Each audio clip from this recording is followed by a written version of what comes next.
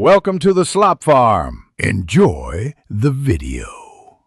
You start by readying both devices. Charge the keyboard, open tablet settings, and turn on Bluetooth so the devices can find each other.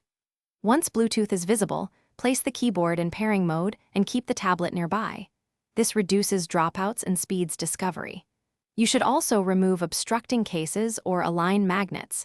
These change contact points and can prevent physical keyboards or smart covers from snapping in. Do this now to make pairing predictable and stable before moving on. You select the keyboard name in Bluetooth. If a PIN appears, type it on the new keyboard and hit Enter to confirm. Once paired, open keyboard or language settings to choose layout and input language so punctuation and symbols match your expectations. Test typing in a simple app like Notes to verify key mapping, then make fine adjustments.